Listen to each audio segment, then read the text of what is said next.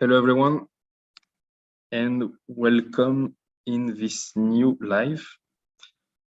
Just waiting if you can confirm me that both the sound and the image are okay.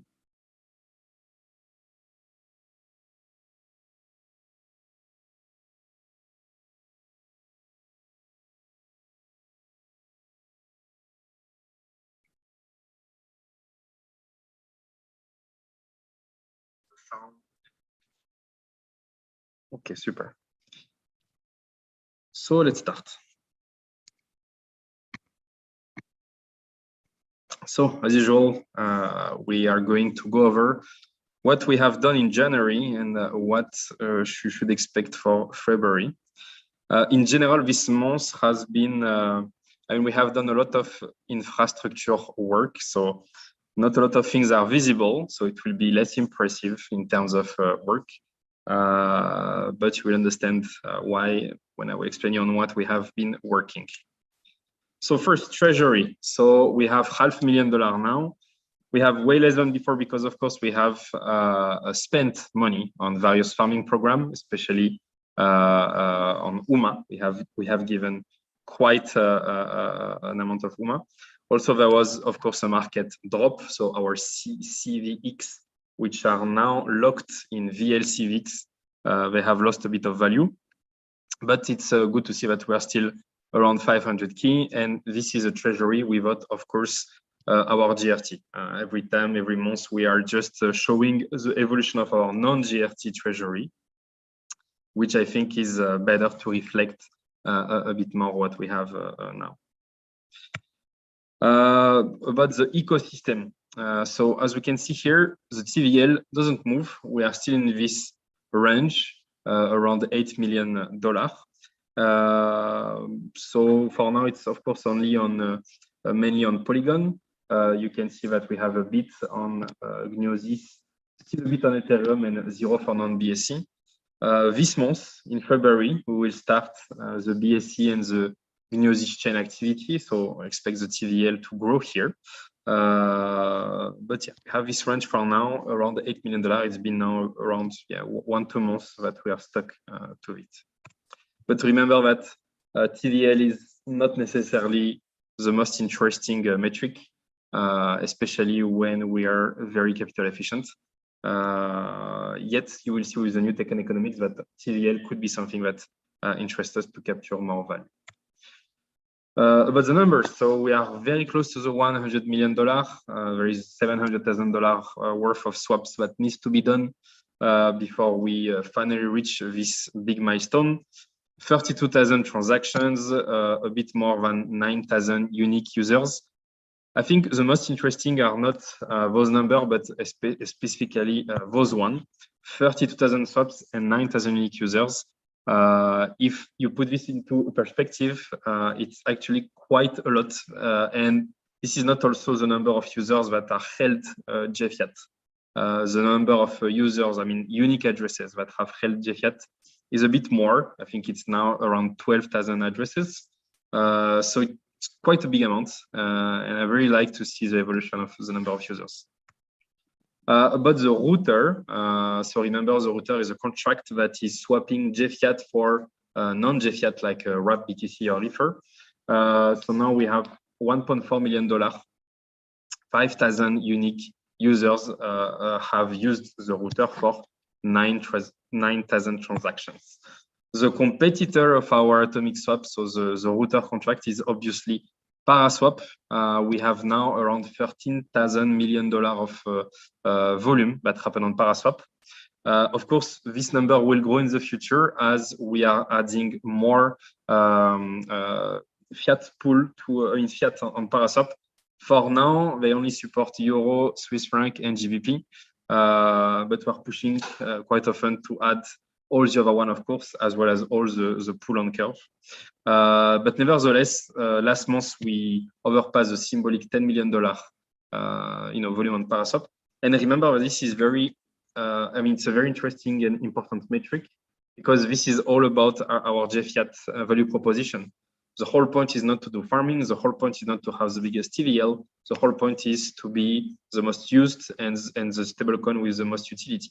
And the thing with Paraswap is actually exactly for that, because people they are going on Paraswap not to swap J-Euro for USDC. Most of the time is to swap J-Euro for Bitcoin or Bitcoin for J-Euro or whatever. So it's very interesting because, yeah, besides all the yield and all the things, this is actually real usage of people who are going from stable coins to non-stable coins, vice versa. And of course, most of the people are combining this with the Mon Pèlerin bridge wallet, which allows people to go from fiat to JFiat and JFiat from fiat. So very cool to see this. And again, I'm pushing to try to add more assets and of course all the pools, so the pool on Curve and so on to Paraswap. About the ecosystem numbers. So last month on our smart contract, we did $29 million of volume. It's interesting to see this huge spike in the number of transactions. So this is the volume, this is the number of transactions. So it was pretty well balanced for a while. I mean, since October, basically, we have almost the same number of transactions per day. But recently, I have no idea actually what's the reason behind this. But yeah, we have a lot of minting transaction that happened lately. So good if this trend keeps going. But so far, we have, so as you know, overpassed 30,000 transactions here. On the €4 pool on Curve, last month we did $9 million of volume, which was actually exactly like in December. That's also maybe one significant milestone is that we have overpassed the $30 million of volume in the pool. On the 2GPY, so this is one of the pool that we launched recently, which combines our Japanese yen with the GPYC, Japanese yen from GPYC. So since we launched the last day of December, basically, so first day of January, $1.38 million has been processed. So there is an interesting trend. We can see that it was all the way up, and then something happened here, and we went down. So this is the first thing that I wanted to discuss today. So as you may know, the way pool on Curve do work, they are concentrated liquidity pool. And unlike traditional pool, 50-50, using the constant, like Uniswap V2, SushiSwap, using the constant product formula. Here, the difference is that you can have some imbalances in the pool, which means that one of the assets can represent, for example, only 20% of the pool, while the other one represents 80%. So you don't have an equal proportion between the assets. And what is the consequence of this? It creates possible arbitrage. So, for example, what you're supposed to do, you have to sell the weakest asset in order to buy the strongest one. So in the case of an asset representing only 20% of the pool, you are supposed to sell this asset in the Curve pool, and you have to buy the asset which represents 80%. If you do so, the swap rate will not be at a 1-to-1 ratio. It will actually be at a 1 to, I don't know, maybe 1.1 or almost, almost 1.1, which means that you will earn 1%.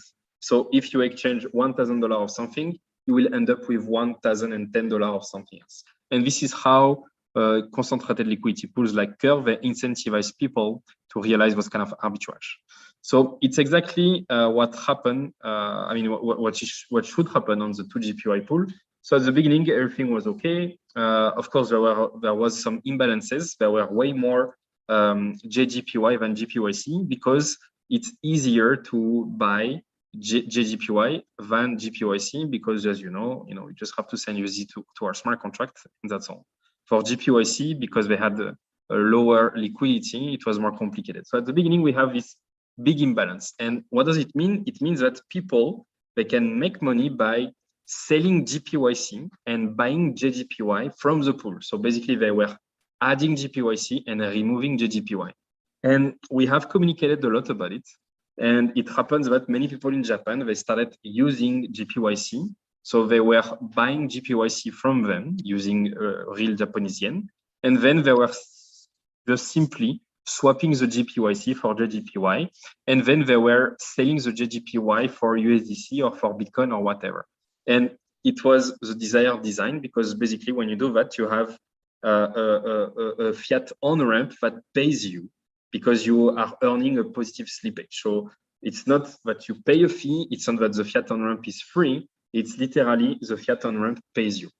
And unfortunately, people has done it too much at the point where there were very few amount of JGPY in the pool. But at the same time, so this started to create a pressure on the JGPY in the pool.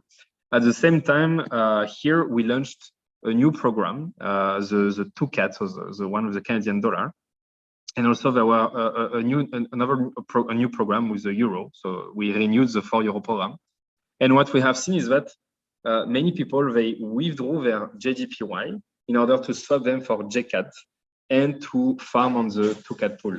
And it was logical because the APR was bigger on the CAT pool rather than on the GPY pool. But what happened is that people, of course, they didn't withdraw GPYC because it's a low liquid asset. They withdrew JGPY, which is very easy to swap. And this is why we started to see a huge decrease of JGPY in the pool, leading to the pool now being very imbalanced at a 9:1 ratio. So there is 90% of GPYC and 10% of JGPY. So this is a big problem because, I mean, it's at the same time a big problem and a big opportunity. It's a big problem because now it means the pool is absolutely unusable. And also the liquidity providers that are left in the pool, they are suffering from a very big impairment loss. Not impairment loss per se, but they now have way more of an asset which is liquid, which means that it will be more complicated for them to retrieve their initial investment. They will need to wait quite a time. There will be a video, if you see in the next weeks, there are 2 more videos, one next week about AP1 and one at the end of this month about remittance and imbalances, where I will speak about exactly this topic, about the imbalance on the GPYC and what are the plans to mitigate it. So yeah, the problem right now is that there is this big imbalance. It creates also an arbitrage, a good opportunity for the off-ramp, which means that now if you are in Japan and if you want to off-ramp Japanese yen, the best route is actually to sell your asset for JGPY and then to use the JGPY to swap it for GPYC in the pool.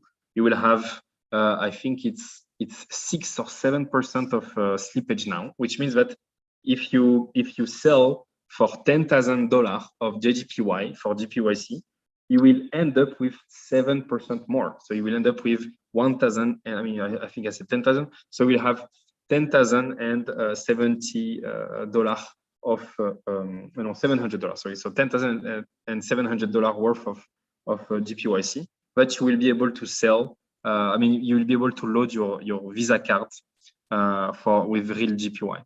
The problem is that not everyone knows this route, and there are less people who want to off-ramp than to on-ramp. So right now the situation is basically a bit blocked. As I said, we have launched the 2CAT pool. It's clear when we have started the farming. It was around 20th of January. $700,000 have been done so far on the CAT pool. So the CAT pool, we have done few very cool things in February. So of course, you know what is it and its remittance, but I will save this for the summary of the next month. But yeah, in January, we just have launched this 2CAT pool. It was quite balanced, and right now we have an imbalance for the same reason of the JGPY. Basically, as you can see here, when it starts declining, this is the volume. It's when we have people who withdraw their JCAD in order to swap them for JEuro to participate to the new €4 program. So the conclusion that we have to draw now is that farming program should be launched at the same time for all the pools in order to avoid this kind of situation to happen in the future, where we have liquidity providers in one pool who are literally mercenary liquidity providers, of course, who are withdrawing their liquidity from one pool to go to another one. Mercenary is not a bad word, and it doesn't mean that it's a bad attitude. It's an expected attitude from an economical point of view, where you will not leave your money in a pool that pays you less than another one. But it's something that we didn't factor when we decided to launch all those pools at different dates. And this is something that has to be corrected in the future. About Kyber, we had $4 million of volume last month. And a quick overview of the ecosystem. So of course, you can check our June analytics to see the evolution of the health ratio and the collateral and so on and so on. But what is interesting is our new June analytics dashboard, which is a liquidity pool profit and loss. So this is interesting because, as you know, in the V2, everybody will be able to become liquidity provider. So it was important for us to show you how a liquidity provider, what a liquidity provider can generate in order to incentivize people to join on. So the whole dashboard is a bit complex, but the only things that you have to check is basically the first table. So here you have the investment of the liquidity provider, which is the total amount which have been deposited by the liquidity provider. Here you have the current position and the fees which have been earned. And here you have basically the profit and loss. So as you can see, for the euro, the liquidity provider has generated $102,000 of profit. It doesn't mean that they have, when I say they, it's us as a liquidity provider. It doesn't mean that we have earned 102K. It means that as of today, if everybody sells their J euro right now, then we will make a profit of $102,000. But if people keep their J euro, we won't make this money, because in order to go from unrealized to realized profit, of course, you need for people to sell their J euro. But in the V2, liquidity provider will be able to close their position. So if at some point you see that you have decent profit and you want to exit, you can close your position. So yeah, interesting a table to see. And you can see the yield. So here it's not a yearly yield, it's a yield from the starting of the pool. So of course the J euro pool is the oldest.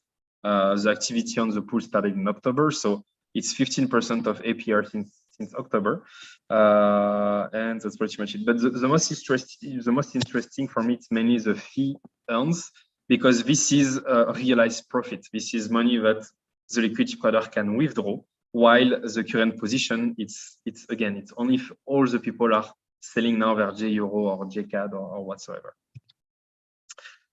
Off-ramp, last month we did $3.38 million of off-ramp. So as expected, it was a bit less than December, because again, in December, it was the end of the year. So there were many fiat on and off-ramp because of Christmas and this kind of thing. But still in the nice trend, and the numbers of users is keep going. So this is also very interesting to notice. Okay, so then what did we do last month? So we launched the mainnet of BSC and GNUSys chain. So it is live. The only reason why for now we don't have made a huge official announcement or whatever, it's very simple. It's just that we are expecting for Chainlink to release more price feeds. Chainlink, like many other projects, has a lot of work lately. A lot of new integration with many new blockchains, and this is taking a lot of their developer capacity. And unfortunately, it affected the launch of new price feed. So, for example, on BSC, we didn't want to launch before having at least the real from Brazil, because for us, LATAM will be big, and it seems that in Brazil and in other LATAM countries, they are mainly using BSC. GNUSys chain, unfortunately, there is only the Swiss franc. So of course, it doesn't make a lot of sense for us to launch with just Swiss franc. At least we will expect to have the euro. So we are waiting, hopefully in a few days or week, the launch of a new price feed there in order to release officially and completely this. But all the work is done, and we have already started working with 2 other projects to integrate our protocol on the BSC. One in Africa, most likely we're going to speak about it in February and in March, and another one concerning GNUSys chain. But again, when it will be, of course, live, we're going to discuss more of it. But those 2 will be very, very, very interesting.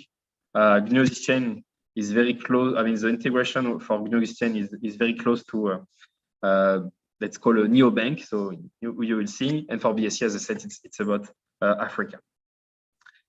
We also launched on Phantom. Actually, we tried at the beginning of the month, but unfortunately, there are some issues with the Phantom scan that we try to resolve with them for almost 3 weeks now.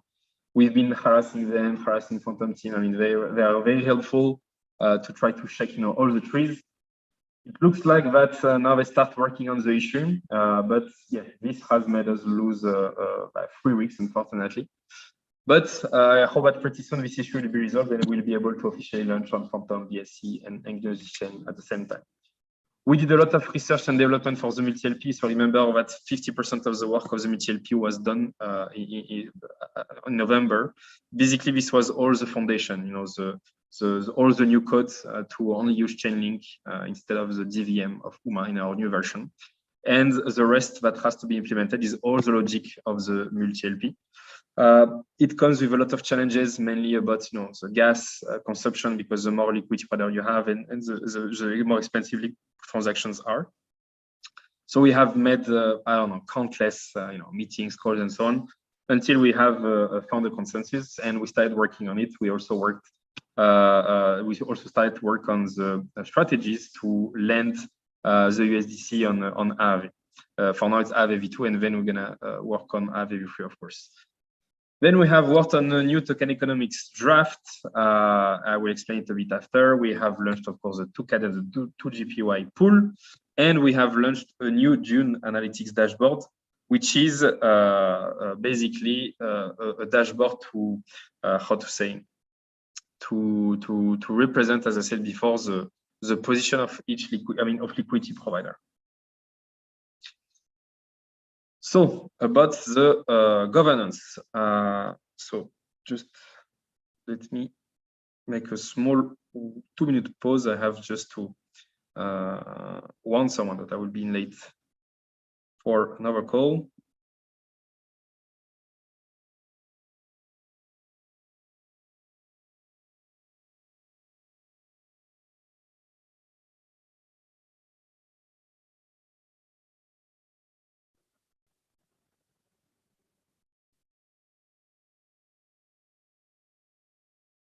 Okay, so about the governance, quite an active scene right now. So I will speak about what has been voted, but what is more important now, it's yes, it's here basically. So as I said before, the issues on the 2GPY and it spread a bit on the 2CAD has pushed us to try to discuss with the community how we can improve the PLAAS program in order to avoid this kind of thing to happen in the future. So at the beginning, I proposed a few ideas like locking liquidity and adding some slashing mechanism. And someone from the community, newbie1, came up with a very elegant idea. So the idea now is to try to discuss again a bit more this idea, to try to see if we can combine it with some slashing to to reward people who are locking their liquidity versus people who are just moving their liquidity from one pool to another one. It will require a bit of work, unfortunately, so it's not something that we can do right away for the new programs. But yeah, I invite you all to go to read the P41 discussion in order to give your feedback and to see if what has been proposed makes sense. And then we're gonna start, of course, implementing this as soon as we can, and hopefully see benefit to this new model. There is also we have created the discussion for the PHP, so of course, advice to wait first to resolve the P41 before creating a new one. But we've been discussing with the team who has launched Tag PHP on Polygon in order to create also a pool on Curve together. And most importantly, it's a P42, which is a discussion about the token economics.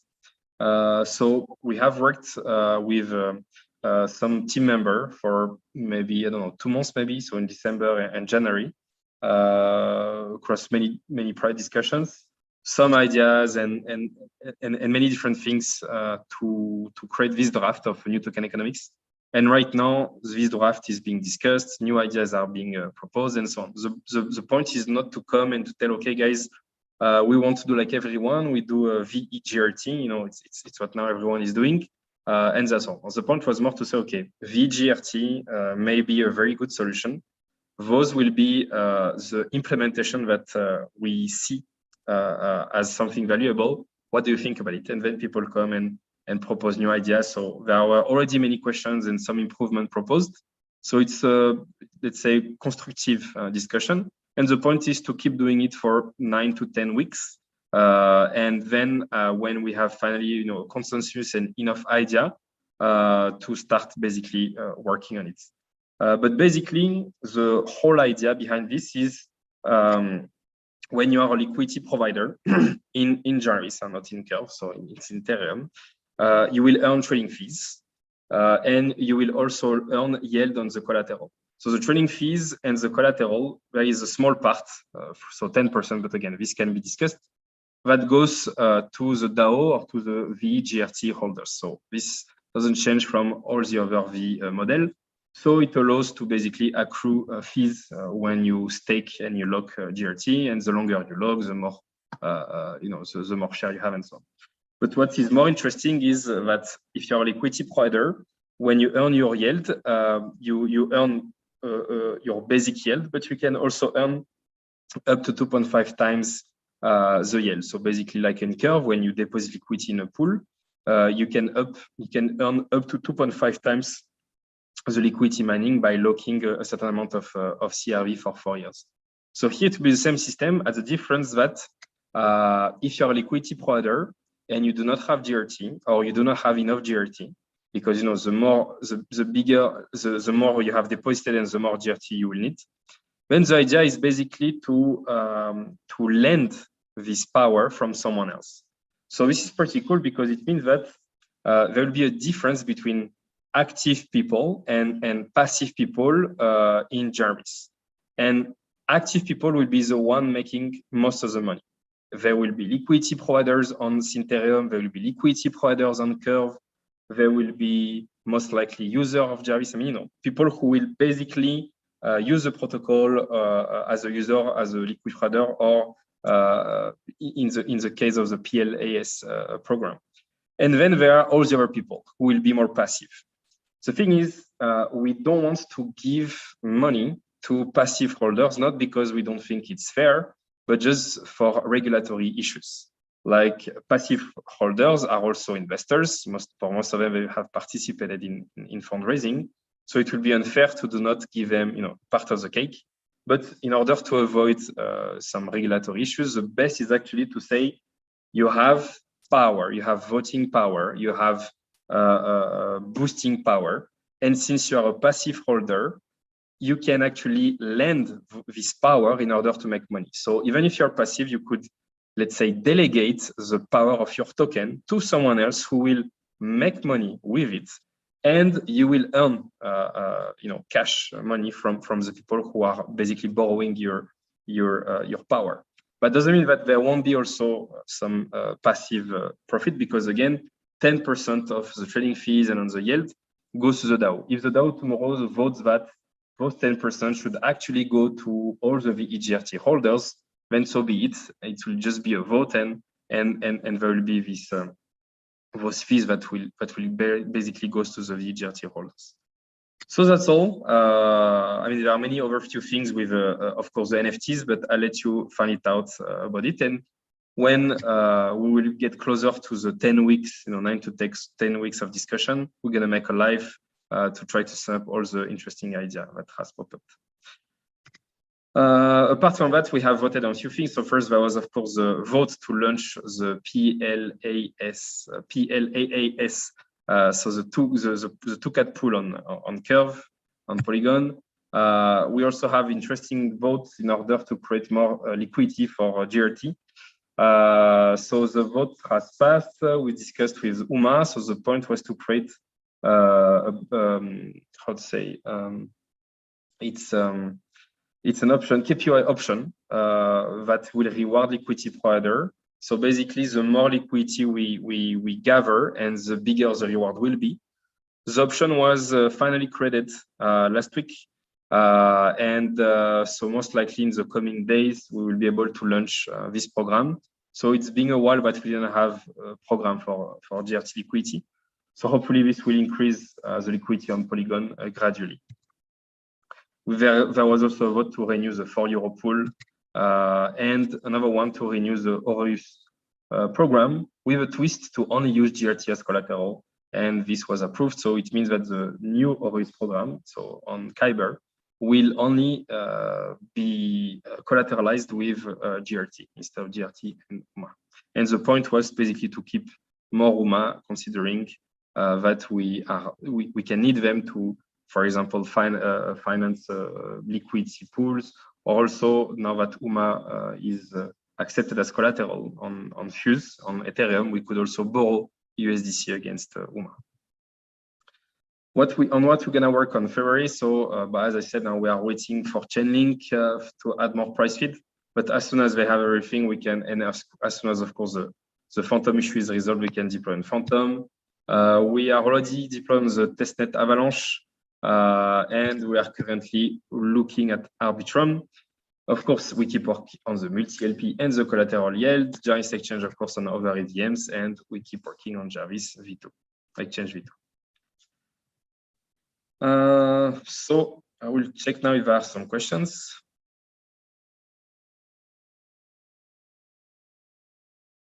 So what I advise for people, so I am also in the 2JPY pool, Jogo. So what I have done, I know that the situation is locked. So there is pretty much nothing to do instead of, I mean, unless you accept to take a loss. It's not necessarily a loss because, you know, you can also keep the GPYC and sell it a bit, you know, like piece by piece, but very small amounts to do not, you know, have issue with the peg. But what I have done personally, so I have withdrawn a bit and I have sold a bit, but now I have put it all in APY. So like that, at least I still earn the yield from Jarvis, plus I earn the yield from APY. There will be a live about this strategy next week. So how to use APY. And basically, this is what I'm doing. I'm also discussing with the GPYC team. So their point is to try to add more utility and more liquidity in the future to GPYC. So it's basically just a matter of time. I just don't know how long it will take. So you have to decide either you take the loss now or you pay the opportunity cost by holding it. My personal decision was to suffer from the opportunity cost and to keep my stake in the pool and just to wait until the situation is being resolved. Yes, the JBRL will be something that will be very interesting.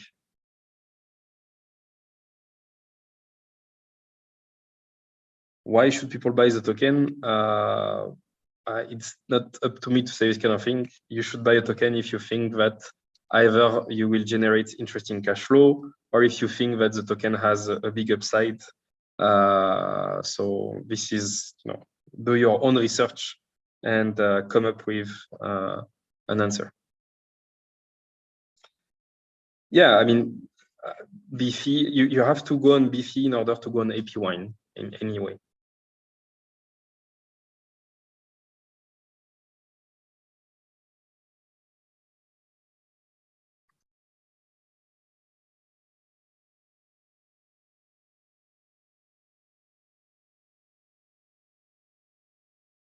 Okay, what quantity is needed to be a VGRS active user?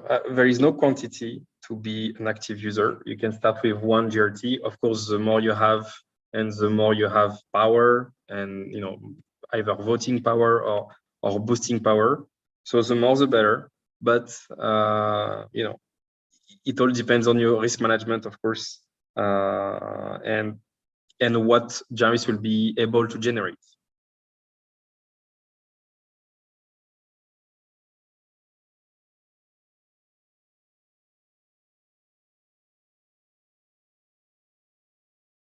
Okay, so as I said, next week there will be an interesting live. I will be with Antoine from AP Wine, who will also give his insight.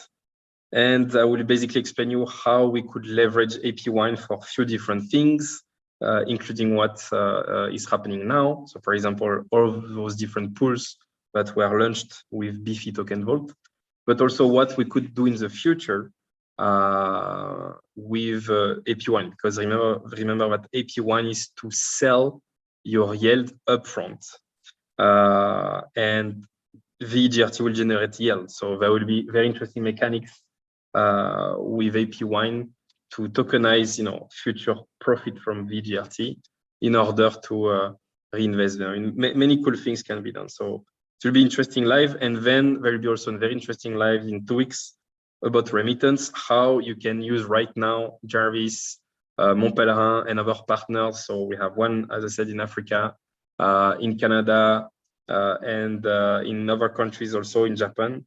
And right now we are working to create other partnership in Singapore and this kind of thing.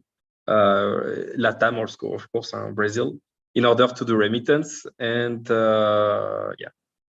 and how to leverage from those different imbalances. Okay, thanks for your time, and then see you next week. Bye, everyone.